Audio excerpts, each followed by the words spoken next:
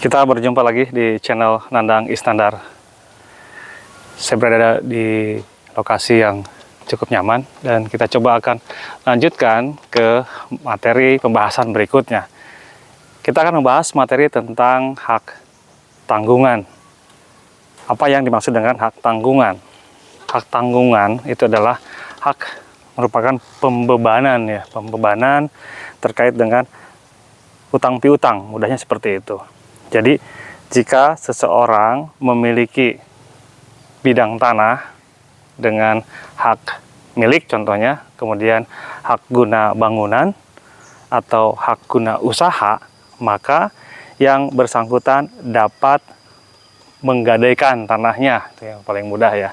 Dapat menggadaikan tanahnya, artinya tanah tersebut dapat dijadikan sebagai jaminan untuk pelunasan utang piutang dengan dasar surat bukti yang ada, yaitu surat bukti kepemilikan, yaitu contohnya sertifikat hak milik tadi ya, sertifikat hak guna bangunan, sertifikat hak guna usaha, dan itu diagunkan ke bank sehingga bank dapat memberikan pinjaman dengan jaminannya adalah sertifikat tanah.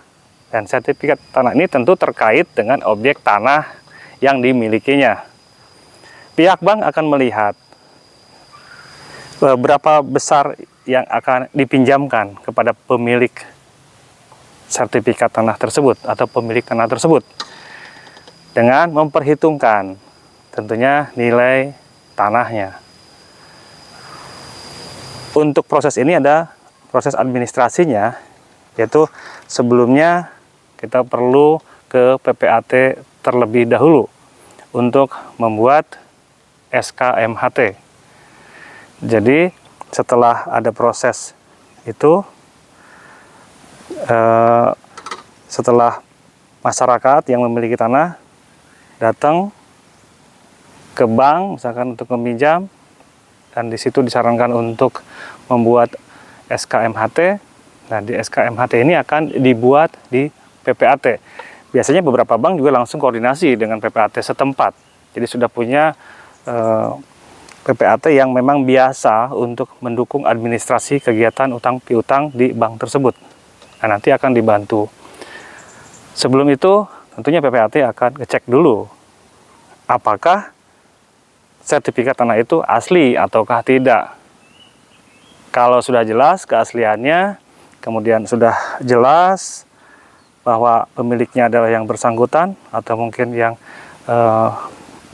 dikuasakannya, dengan cara pengecekan dilakukan ke kantor tanahan, maka dibuatlah aktanya, dibuat akta untuk sebagai acuan atau sebagai dasar bagi proses untuk pinjam meminjam ke bank tersebut, yaitu dengan APHT, Akta Pemberian Hak Tanggungan.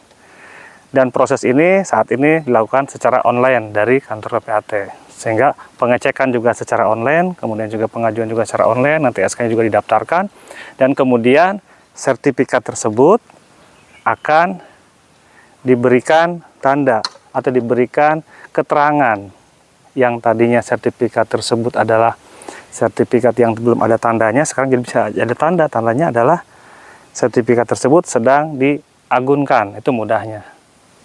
Ada stempelnya, dan sertifikat itu disimpan atau dijaminkan disimpan di bank, dan bank memberikan pinjaman.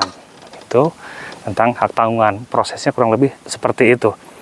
Dan itu tentu ada biayanya. Nanti biayanya kita bahas untuk materi selanjutnya. Ada biaya untuk pembuatan aktanya, ada biaya untuk pengecekan sertifikatnya, kemudian ada biaya untuk PNBP-nya di kantor pertanahan nanti dibayarkan, dan juga tentunya ada proses di bank nanti. Pada intinya di sini saya akan sampaikan bahwa sertifikat tanah yang dimiliki itu dapat dijadikan sebagai jaminan untuk pinjam meminjam. Seperti itu ya. Dan ketika ada proses pinjam meminjam, maka nanti ketika sudah dilunasi, nah ini ada proses berikutnya, yaitu proses roya. Setelah dilunasi, maka pihak yang meminjam itu nanti akan diberikan surat keterangan lunas dari bank. Nah, setelah itu dengan surat keterangan lunas ini maka diajukan untuk roya. Jadi pencoretan mudahnya gitu. Jadi di sertifikatnya nanti dicoret sudah lunas, ada tandanya. Untuk yang prosesnya untuk roya, itu prosesnya ada di kantor pertanahan. Jadi seseorang setelah melunasi pinjam meminjamnya ke bank, maka bank akan memberikan kembali sertifikatnya yang tadinya dipegang oleh bank, jadikan sebagai jaminan. Nah, ketika dipegang oleh pemilik kembali, maka sertifikat tersebut dibawa ke kantor pertanahan untuk diberikan penjelasan bahwa utang piutangnya sudah lunas, sudah selesai atau diroya, sehingga di kantor pertanahan pun akan tercatat bahwa sertifikat tersebut tidak dalam proses hak tanggungan. Dan setelah dicoret, maka pemilik bidang tanah dapat melakukan proses-proses selanjutnya. Contohnya nanti ada jual beli, ada waris, dan sebagainya. Itu proses secara mudahnya untuk penjelasan tentang hak tanggungan. Kenapa perlu ada hak tanggungan? Hak tanggungan ini perlu adalah untuk menjamin kepastian hukum bagi yang meminjamkan atau juga yang meminjamnya. Jadi yang meminjamkan juga jelas, oh ini tanahnya jelas, sertifikatnya juga jelas, dipegang. Bagi yang meminjam uang juga jelas bahwa sertifikatnya itu tidak dikemana-mana, kan disimpan di bank, tapi sudah jelas terdata di kantor pertanahan, itu terdata bahwa tanah tersebut dengan sertifikat nomor sekian itu saat ini dalam proses hak tanggungan. Sehingga jika ada peralihan atau mungkin ada proses-proses lainnya, itu jadi catatan bahwa tidak bisa diproses kecuali ada ketentuan-ketentuan tersendiri atau syarat-syarat tersendiri yang sudah diatur. Kemudian mengenai hak tanggungan ini sendiri juga akan menjadi hak tanggungan ini menjadi kepastian hukum bagi pemberi pinjaman, karena jika pemilik bidang tanah kemudian dia tidak melunasi utang piutangnya, maka pihak bank akan menarik, menyita istilahnya, mensita tanah tersebut.